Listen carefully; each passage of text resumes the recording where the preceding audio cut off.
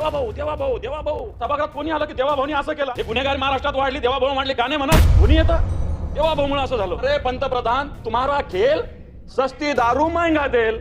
काही चुकलं आता, काही चुकलं बरोबर आहे ना? आता घ्या रेकॉर्डवर, काय प्रॉब्लेम नाही. सरकार नुसतं आपल्या मूर्खाच्या नंदनवनात या सगळ्याविषयी सरकार आत्ताच्या घडीला वागतंय. सभापती महोदय, सभागृहात कोणी आलं की देवाभाऊनी असं केलं, कोणतरी ठराव मांडला की देवाभाऊमुळं कांबळ्याला शिक्षा झाली, मग देवाभाऊमुळेच कांबळ्यानं गुन्हा केला काने म्हणत, देवाभाऊमुळेच का गुन्हेगार फोपावले काने म्हणत, हे गुन्हेगार महाराष्ट्रात वाढली, देवाभाऊ मांडली काने म्हणत. कोणी आलं की ती चापलुसीची हद्द आहे. कोणी येतं देवाभाऊमुळे असं झालं, देवाभाऊमुळे कांबळे, देवाभाऊ कोर्टात उभे राहिले का? हा, देवाभाऊ कोर्टात देवाभाऊ उभे राहिले का?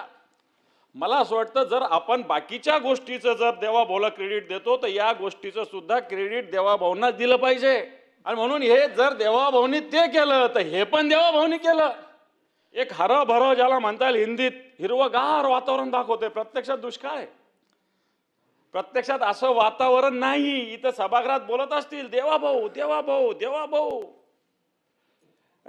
बाहेर नाही देवाभाऊ, रस्त्यावर इथं नाहीये. फक्त 1500 रुपये घेताना देवाभाऊ, 1500 रुपये घेऊ द्या, नंतर काय म्हणतात बघून घ्या लोक जाऊन.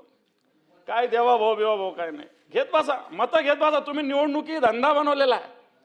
निवडणुकी जिंकल्या म्हणजे सगळं चांगलं आहे असं तुम्ही समजता. मला चांगलं आहे ना, छान आहे, काही हरकत नाही. निवडणुकी जिंकणं म्हणजे जर सर्वस्व समजलं जात असं, आता मला बोलू द्या प्रवीण भाऊ, तुमचं मी ऐकलं पूर्ण, मलाही बोलू द्या. सगळ्यात जास्त लक्षवेधी सत्ताधारी पक्षाचेच लोक मांडतात. सगळ्यात जास्त लोक सत्ताधारी पक्षाचेच लोक मंत्र्यावर आरोप करतात. सगळ्यात जास्त लोक त्या काय आता ब्लड बँकेवर सत्ताधारीच आरोप करतात.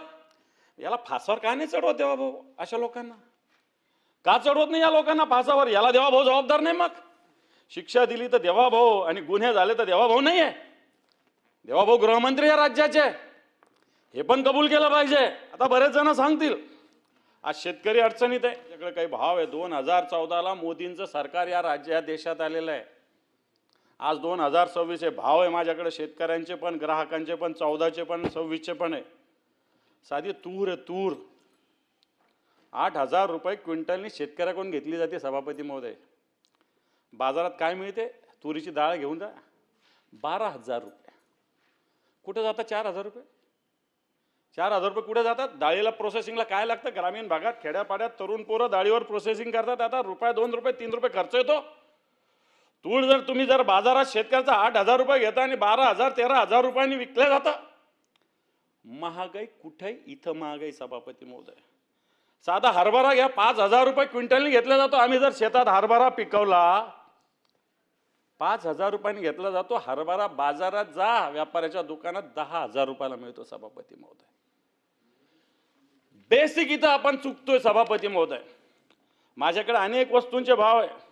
गहू शेतकऱ्यांकडून जर बाजारात गेलो आम्ही तर 2,000 रुपये क्विंटल गहू घेतला जातो. आणि एखादा शहरातला माणूस मॉलमध्ये जा, उईके साहेब 50 रुपये किलो गहू आहे. 5,000 रुपये क्विंटल गहू बाजारात मिळतो.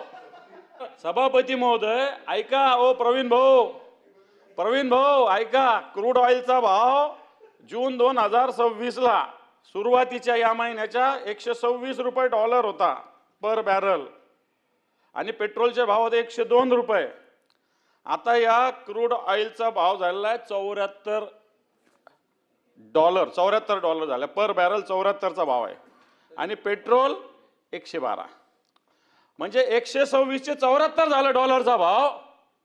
पेट्रोलचा भाव 102चा 112 झाला. सभापती महोदय, आणि हे सांगतात इराण इराक युद्धामुळे महागाई वाढली. या क्रूड ऑइलचा भाव कमी झाला. बॅरलचा भाव 126 होता, 74 रुपये झाला. पण पेट्रोलचा भाव 102चा 112 झाला. सभापती महोदय, आणि म्हणून मला असं वाटतं सरकार जनतेची फसवणूक करतंय. मोठं बहुमत आहे म्हणून मोठ्या पद्धतीनं सरकार जनतेची लूट करतंय, जनतेला जगणं मुश्किल करतंय. सभापती महोदय, आज साधं गोड तेल घ्यायला झालं तर 170 रुपये 180 रुपये लिटर आहे. सभापती महोदय, हेच तेल 2014ला 80 रुपये. कोणीतरी म्हणलं की आधी घोषणा होती वारे इंदिरा तेरा खेल सस्ती हो गई. आपण म्हणू ना वारे मोदी तेरा खेल सस्ती महंगी दारू तेल महंगा तेल सस्ती दारू महंगा तेल.